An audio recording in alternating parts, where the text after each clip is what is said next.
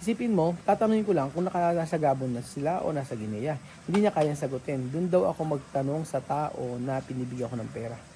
So ayaw niya sagutin. Doon ako nabasusan. Sobrang bastos sa bata. Hindi. Magandang araw po sa inyo lahat mga amigo. Magandang araw po sa ating lahat. Mga kababayan ko, nandito po ang mga chismosa ng taon. Ang si Ate Danet na Okay ka lang. Dali pa sa sakit. ano? May sakit ka pa ba? Wala. Ay, sabi ko, may sakit ka pa. Janet, ano ba yan? Ay, hindi. Siya, nilalabnat siya. Ayan. Ay, lagkit. Ay. Ganyan ba? Nagdula ka sa isda. Ikaw kaya? Ay. Grabe siya. Ay, nagmamantika. Ang prito ng Nagmamantika. Ay, kay Bejun, hindi. Siyempre, naka-gold yan. Oo. Ay, nasugatan ako. Ano yun? Cactus? Ay, kumaka na, Bejun. Cactus daw. Sige, siraan niyo ako ng siraan, sabi ganun. Hindi ko na binibili ko sa likod. Axel, bawal sa'yo, ano? Si Diana, pag ginawa ko sabihin nila ko ni Diana, oh lala, ikaw lang, ah! Ikaw lang, lala. Si Diana, oh lala, pag ginawa ko lang nila, ay, biglang ko. Bejun, naka-vlog ka. Kaya ka mag-ano. Oo. Ayun, Axel, ba ginagawa mo? Axel talaga si Axel talaga. So, magkape po tayo mga amigo. Salamat sa pagtitimpla ng kape. Ay, masarap lagyan na ano yan. Ay, ito yung kape ko. Oo, ito yung binili ko mga amigo. Ito daw yung kape sa... Batcha.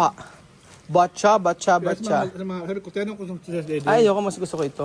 Masarap ba yun mo? Masarap ito? Hindi masarap? Okay, matabang kasi nga, Ay, wag na. Ang itsura ni ate dyan. Ay, masarap na. kasi matabang. Ikaw naman, nagalit ka naman sa amin. Diyos, Saan ako galit? seryoso. Binasa mo nga yung puwit ko eh. Hindi mo ako sinabihan eh. Ay, tutoy oo. Hindi na. Kala mo binagyo yung amin. Sabi ko, nagalit si Tito kasi aga natin umalis. Oo, aga nyo kasi mas kanina. Tapos ulit, Diyos ko, yung mga ginupit na dyan mga... Maaga kasi kayo umalis kanina. Ako na nga nagpakahirap na gupit ng mga halaman eh. Hindi pa? Sabi ko yun, pwede ka tinulungan? Hindi. Ay, ginawa. Wala. Nagagalit pa siya sa akin. Oh my God. Kaya sabi ko sa kanya mag-exercise siya. Alam mo, sabi ko sa kanya, Alis ko, nag-exercise siya ng tulog. oo, alam mo, hindi man lang ako inanuham. Hindi man lang ako tinulungan. Ako nagtanim niyang ano diyan.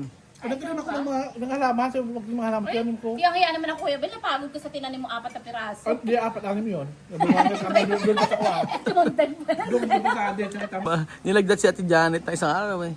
O, nilagdat ka ba talaga? O gusto mo na magpahinga? Bot.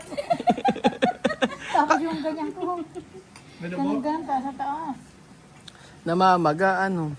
Hindi may sinubuan ng sinaw dun sa pinakailalim na ano. Huwag ka kasi magtututbrush, hindi ka sanay. Ako every other day ako mag-toothbrush eh, oh. Oh, pag every other day ka mag-toothbrush. Ganyan dito naglabas na. Huwag ka kasing gumaya kay Billy na madalang lang mag-toothbrush. At ang toothpaste ni Billy ay umaabot ay 1 taon hanggang ma-expire. Oh, mas malala naman si Kuya Bejun, asin ang ginagamit. Ay, mainom naman din yun. Ano ko, Bel? Mas maganda pa yung ko ng bayabas. Kaya nga. Anong sanga? Ano ba kasi? Yung matanda nakikita ko na nagagano dun sa Iba yun? Baka mawala. Nagbili ka grade po doon sa bahay mo. Hindi pa. Tapos eh, Yung doon tanggalin doon sa PTN. hindi pa. Iron pa lang. Actually, alam mo yung kape hindi pwede sa'yo. Tignan mo, naunang pa nga siya sa akin. Bawal sa bata ang kape, Axel. Eh, kapining malunggay yan. Malunggay daw sa... Di ba ikaw nakasira ng pintuan? Ikaw ba, na? Ikaw ba? Oo, kamo. Sino nakasira ng pintuan? Ikaw ba? Sagot. Ako po ba o ikaw po? Ba't tinatanong mo, Tito? Tito, kamo, malapit na ako mag-school. Eh ano naman kung mag-school ka? Di pa ihatid mo sa school. Ang galing mo sa wag. Pa-school ka pa. Eh ano ba mangyayari kung nag-school? Di ihatid mo sa school. Tito, kita anak sa school. Ako, di pa yan. Hindi pa ba nag-school yan? Di, Ilan pangit to- pala. ilan taon na ba? 4.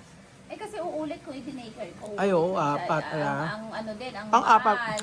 Pang-4 Ang na mahal siya. ng gastos. Diyos ko, Billy. Diyos mio. Ano? Help. Daycare mo naman. Daycare pa lang yan, Billy, ha? Siyempre. Ayan po mga amigo, nandito po tayo at nagre-relax tayo kasi galing kami sa labas, maghapon po kami sa labas. Pina-check up namin si Lola Eden. Kasi ang blood pressure niya napakababa. Tapos sabi ng doktor, kailangan i-monitor. Pag hindi, baka daw ma-ICU pagka daw patuloy ng ganun-ganun. Mo-monitor. Pero tingin ko hindi naman kasi kahapon blood pressure ni Princess. Sasabihin ni Lola Eden, pag tinanong ni Kat, ni Lenlen, ano nararamdaman mo? Sasabihin ni Lola Eden, nahihilo. Tapos, sasabihin ni Lenlen kay Princess, pwede mapabipo mo si Lola Eden. Tapos, ang BBP ni Princess, pag binipi ni Princess, tatanungin ni Princess, ano ba nararamdaman mo? Wala. Sasabihin ganun. Hindi niya na alam kung ano nararamdaman niya or baka nakakalimutan niya. Kaya sabi namin, pumirmi ka. Tulog naman siya ng tulog. Pero yung laboratory niya, yun nga, mababa yung blood pressure. At kailangan niyang kumain ng mabuti. Si Beljun, cholesterol mataas. Ayun. Ako hindi pa ako nagpa-check kasi tatry ko muna mag 1 week na diet. So ginagawa ko, sa tanghali ako nagra-rice, umaga at saka hapon. Hindi na ako kumakain except isang tinapay. Okay na to. Ngayon po mga amigo. So, bigyan may pizza. Nakahawak mo ganyan. Bago lang yan yung pizza na yan. Sinampot yan. Oo. Ano ba? Meron bang doon sa nyo sa tawag dito? Ano? Ano yun? Meron bang restaurant doon sa may sasakyan nyo? Binilanong nga kita, Kanina yan. sabi sa comment, binayaran daw kita para magsalita ka ng against kay Joanna. Bakit pa ako ba't ako babayaran? Ako may utang sa'yo. Iba ba ako? Diyos me, sinasabi ko lang po yung totoo. Yun nga, sabi nga sa ko, Bayaran o ano. sabi Belgian daw, bitter daw si Belgian. Bakit? Kumakain ka ba ng palaya? Ay, kapag ko yan. Hindi. Ba't ko Sa... naman babayaran si Billy para lang magsabi ng about kay Joanna? Nang totoo eh. Totoo lang po sinabi. Sa totoo, ako may utang kay Billy 1,000. Hindi pa nababayaran. Nakakuha na ba ng ano? Nakakuha ka na? Hindi pa. Hindi kami nakatuloy kanina kasi naulan. Wala ka naman pera? Ano daw? Sabi naman ito, chismosong pala. Bumasa kasi Belgian ano? Hindi ako manguta. kahit na Kuya Belt, wala pa nga. Nainabang ng lahat. At Janet, magkano nakukuha sa 4-piece? Puro 4-1? Ano ginagawa mo pag nakakuha ng 4-1? bigas. Parang gusto ko siya at pasyon sa Manila. Ano? Di pa nakita ang Manila, di pa nakita. Napunta ka naman ng Manila? Tayo. Oh, binalo. Tayo. Ano nga, hindi ka nakarating ka na, taga-Bicol ka, nakarating ka na Manila. Siyempre, doon dadalaan. Kailan pa uli Kubaw lang doon, kubaw lang yun. Wala mamata sabihin sa Bawal lang kubaw. naman dito. Di ba kumalang ko bang sasakay sa agad sa sasakyan? 2019 ako nagpunta ng Bicol. So, ayan po mga amigo, ginabi na po kami at kasama po natin sila. At, Anto ka na, no? hindi ako antok. Mata mo pa na, yung parang ka na. Hindi ako inaantok. Pagod ba? Hindi. Huwag ka Kuya Bel malito. Hindi mo, ito na mata yan. Hindi ako inaantok. Ako'y nag-iisip-isip. At, di ba nabanggit ko nga dati na si Wesley, pag 18 years old, di ba, balik pa dito. May ginawa kasi sa akin, di ba? Huwag na kasi. Kailangan sa ano ba yung decision mo? Oh, hindi na nga. Hindi na. Kasi, alam nyo, dati, sabi ko sa kanya, pag 18 years old, pwede siyang bumalik dito. Pero kasi, nung time na umuwi sila, nakita ko kung paano niya ako dinisrespect. Ngayon lang, nung umuwi sila, yung sinabi niyang, bakit di ka nagpapadala sa akin? Yung dinedemand niya na, dapat magpadala ko sa kanya, ipadala ko sa kanya, at padala sa nanay, magkaiba. Ganun. So, ang totoo po niyan, dito kasi sa Pilipinas, magkaiba yung bigay ko sa kanila, yung sa nanay, tsaka sa bata. So, ang pagbibigay ko ng pera kay Joanna is para sa kanya, o kung meron siyang bibilin. Pero, yun nga, sabi ko nga sa inyo, alak yung binibili niya lagi. Pero, yung kay Wesley, na binibigay ko sa kanya is iniipon naman niya para pambili ng gamit niya. And then yung ibang noon ay binibili niya ng pagkain. So nagagamit naman niya. Kaya lang, meron times na sabi ko, hindi ka muna magpera, sabi ko sa kanya. Ganoon, kung gusto mong kumain, doon ka kumain sa nanay mo or kumain ka sa bahay. Ang hirap sanayin kasi na sa pera. Kaya nung umuwi siya, sabi niya, ba't daw hindi ko siya binibigyan ng pera? Nung sabi kong yung pera ay sa nanay mo ako nagbibigay ng pera. Ang sabi niya sa akin, bakit sa kanya raw hindi raw ako nagbibigay sa kanya. Kaya nung nagtatanong ko sa kanya kung sana sila, ay yung sumagot. Doon daw yun ang pinaka matinding sinabi yun yung pinaka nakakalungkot na niya. Na isipin mo, tatanungin ko lang kung nasa Gabon na sila o nasa Guinea. Hindi niya kayang sagutin. Doon daw ako magtanong sa tao na pinibigyan ko ng pera. So ayaw niya sagutin. Doon ako nabasusan. Sobrang bastos sa bata. Hindi ginawa sa akin yan ng na kahit sinong bata. Walang gumagawa sa akin ng mga ganyan. Ganun. Yung mga anak ni Chamame, merong mga ginagawang hindi okay, pero hindi ako binabas ng ganyan. Never nagsalita ng ano. Pero siya, ang dami niyang mga masasakit na sinalta sa akin. Na tulad ng wala ako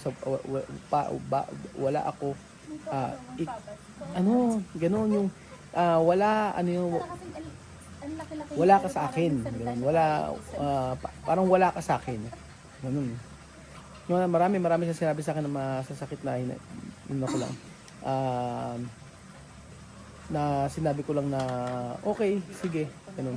Kaya nang huli nakita nyo, isang beses ko lang siya sinabi na babalik ka ba? Kung balik ka, maiwan ka dito. Ay kung uwi ka, kung dito ka, maiwan ka dito, walang problema, ganun. Pero hindi ko siya pinilit. Kasi nawalan ako ng sa kanya. Nawalan ako ng amor sa kanya.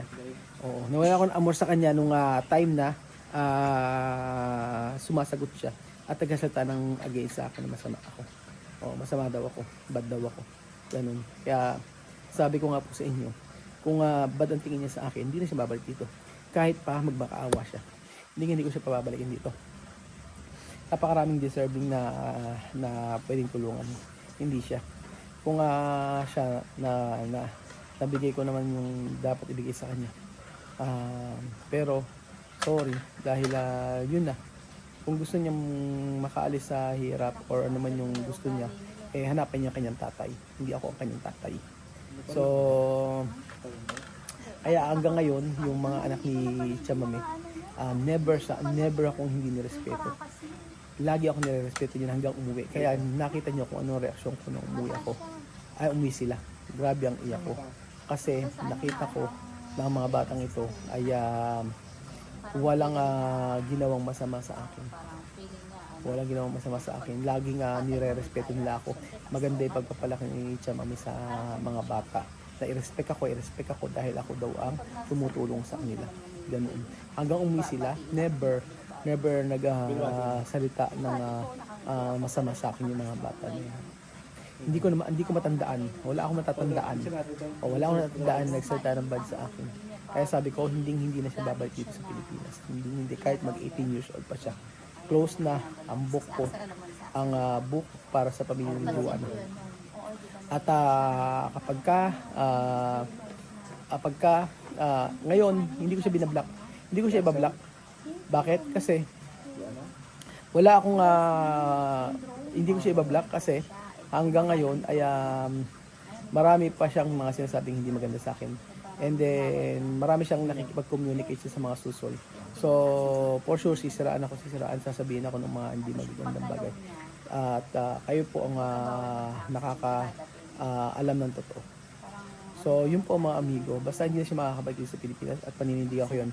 Yung 250,000 sepas sa binigay ko, 180,000 hanggang 70,000, hindi na po yun. Wala na po akong ibibigay na kahit 5, kahit ano pa ang sabihin nila. Kahit ano pa ang gawin nila. Wala na po akong ibigay. Yung lang gumawa siya ng video at sinabi niya yung mga hindi totoong impormasyon, hindi ko po kayang palampasin yun. Kasi, lahat ng bagay, lahat ay binigay ko sa kanila. Lahat ay ginawa ko para maging maayos sila. Pero sa huli, ako pa rin yung masama. So yun po mga amigo. Basta wala na po akong amor sa pamilyang to dahil sa mga ginawa niya sa akin. Sobra-sobra. At mula nung lahat ng experience ko dito sa Pilipinas kasama sila, sabi ko nga po ay ang layo ng Kaya napansin niyo, hindi ko siya masyado nabablog. Oo, pagbablog nakanguso, mga ganun. Parehas sila. Tapos pagka iaabutan mo ng pera, nakangiti. Ano yung, di ba? Sabi ko, pera-pera na banan. Sabi ko, hindi ganoon. Yung araw-araw na kumakain sila dito at namumuhay sila. At isipin naman nila na binigyan naman sa kanila lahat. Pero pagkakausap ko sila, minsan mag-uusap lang kami, hindi ako mag-vlog. Pero ganun pa rin yung attitude. May mapa-camera o hindi camera, ganun pa din. Ganun pa din. Nakanguso, laging galit, laging irritable. So ayun po mga amigo, thank you so much po at God bless po mga amigo.